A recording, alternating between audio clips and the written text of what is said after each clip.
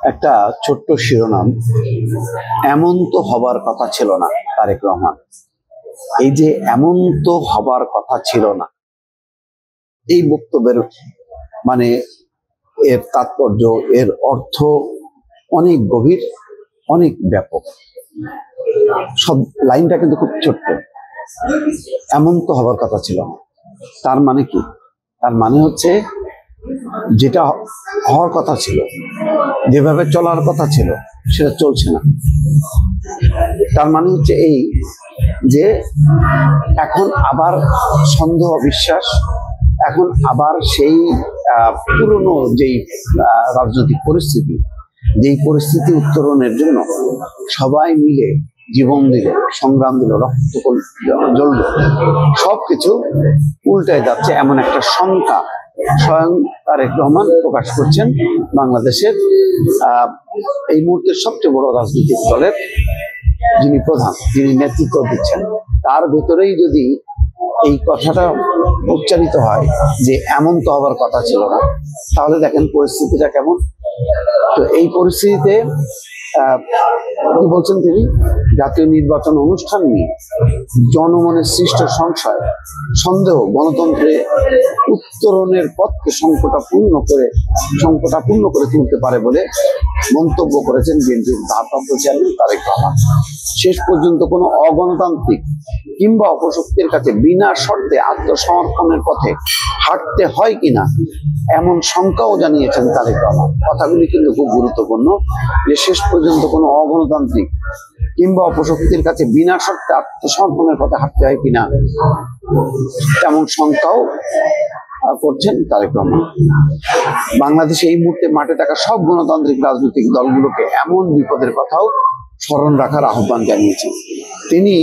সুনির্দিষ্ট কোন পরিস্থিতিতে আজকে এই কথাগুলো তিনি বলছেন, কি কি কারণ, ঐক্যমত্য কমিশনের সুপারিশ দেওয়ার পরেই যে বিশাল একটা বিভাজন এবং মতদ্বৈততা শুরু হয়েছে, পাল্টাপাল্টি দোষারোপ, পাল্টাপাল্টি আলটিমেটাম, তার প্রেক্ষিতেই কিন্তু তিনি বলছেন, যদিও কোন কোন ক্ষেত্রে কিসের ভিত্তিতে এটি তৈরি হলো তিনি বলেননি, কিন্তু ফলাফলটা কিন্তু তিনি বলছেন যে পরাজিত পলাতক স্বৈরাচারের শাসনামলে জনগণের জাতীয় নির্বাচন নিয়ে কোনোই আগ্রহী ছিল না।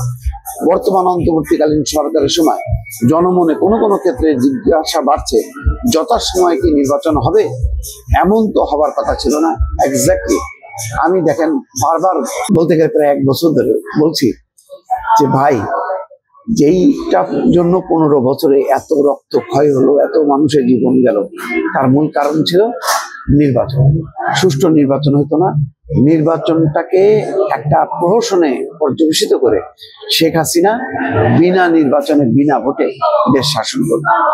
সুতরাং এইটাই হচ্ছে আসল অসুখ। এই অসুখটা দূর করার জন্য রাজনৈতিক দলগুলোকে প্রথমেই একটা সুষ্ঠু, নিরপেক্ষ, ভালো নির্বাচনের জন্য চেষ্টা করতে হবে।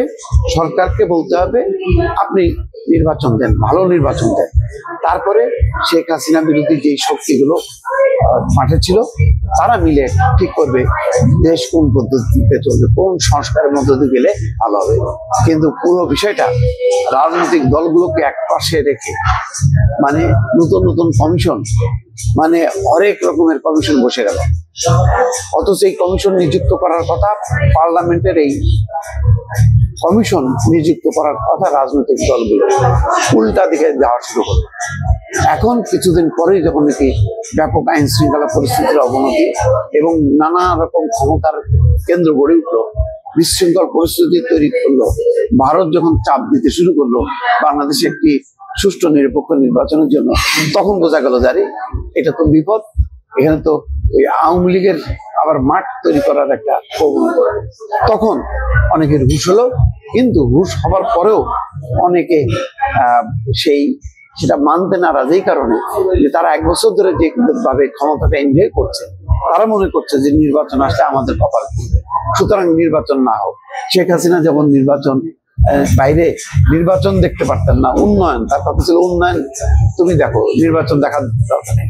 ঠিক মানে মাঝখানে এমন প্রবণতা হইল যে নির্বাচনের দরকার নেই, নির্বাচন পরে হবে, এই ডক্টর ইউনূস 50 বছর ক্ষমতায় থাকবে।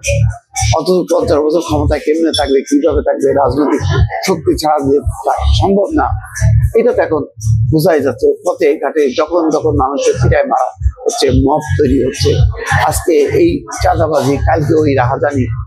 এখন সবাই মনে করছে যে নির্বাচন দরকার, কিন্তু তারপরও এই ঐক্যমত্য কমিশনের সুপারিশ, গণভোট, এসব নিয়ে এমন সব মাতামাতি যে জাতীয় নির্বাচনটা হবে কিনা সেটা নিয়ে একটা অনিশ্চয়।